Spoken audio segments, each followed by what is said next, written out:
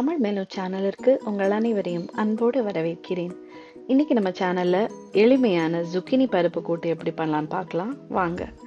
தாளிக்க தேவையான பொருட்கள்: 1 டீஸ்பூன் கடுகு உளுத்த பருப்பு, 1 டீஸ்பூன் சீரகம், 1/4 டீஸ்பூன் வெந்தயம், ஒரு பெரிய வெங்காயத்தை பொடியை நறுக்கி வச்சிருக்கிறேன், ஒரு பெரிய தக்காளி, 2 பல் பூண்டு தட்டி வச்சிருக்கிறேன், 2 மிளகாய், ஒரு zucchiniயை கியூப்ஸை கட் பண்ணி வச்சிருக்கிறேன், ஒரு கை பாசி பருப்பை நல்லா வாஷ் பண்ணி அரை மணி நேரமாக ஊற வச்சு வச்சுருக்கிறேன்.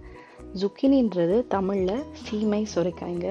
இது இன்றைக்கி ஒரு பேனில் தான் பண்ண போகிறோம். பேன் நல்லா சூடானதும் 2 டேபிள் ஸ்பூன் நல்லெண்ணெய், கடுகு உளுத்தம் பருப்பு நல்லா பொரிஞ்சிச்சு, சீரகம், வெந்தயம் நல்லா பொரிஞ்சதும் நம்ம பொடியை கட் பண்ணி வச்சுருக்கிற பெரிய வெங்காயத்தை சேர்த்து ஒரு வதக்கிடலாங்க.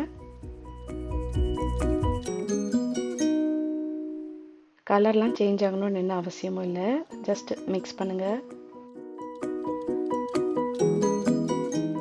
தட்டி வச்சிருக்கிற பூண்டு, பச்சை மிளகாய் போட்டு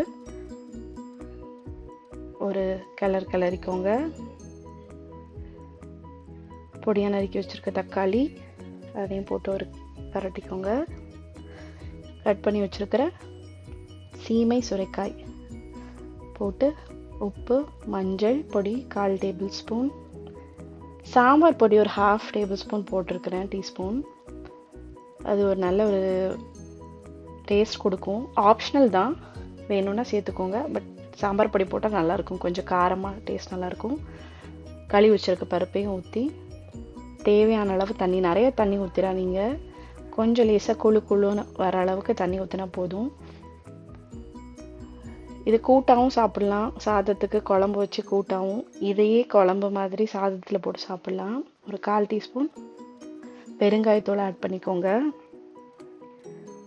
ஜஸ்ட் மிக்ஸ் பண்ணிவிட்டு, இந்த கூட்டு பண்ணது ரொம்ப ஈஸிங்க. ஒரே ஒரு பேன் இருந்தால் போதும், அந்த காய் மட்டும் இருந்தால் போதும்,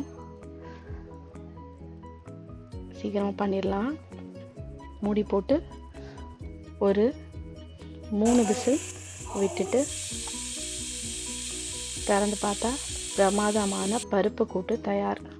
இது நெய் விட்டு சாதத்தில் போட்டு சாப்பிட்டா ரொம்ப நல்லாயிருக்கும். குழந்தைங்களுக்கெல்லாம் இதை சாதத்தில் போட்டு பசைஞ்சு கொடுத்தீங்கன்னா ரொம்ப நல்லா சாப்பிடுவாங்க. இந்த எளிமையான சுவையான zucchini பருப்பு கூட்டை கண்டிப்பாக ட்ரை பண்ணி பாருங்கள். எப்படி இருந்ததுன்னு சொல்லுங்கள். இப்போ நான் இதை சாதத்தில் போட்டு டேஸ்ட் பண்ணி காமிக்கிறேன் உங்களுக்கு. அது கூட ஊறுகாய், தயிர்லாம் வச்சு சாப்பிட்டிங்கன்னா ரொம்ப சூப்பராக இருக்கும். சுட இருக்குது, நெய் ஊற்றி ரொம்ப டேஸ்டியாக இருக்குங்க. கண்டிப்பாக ட்ரை பண்ணி பாருங்கள். மீண்டும் சந்திப்போம். நீங்களும் சமைக்கலாம்.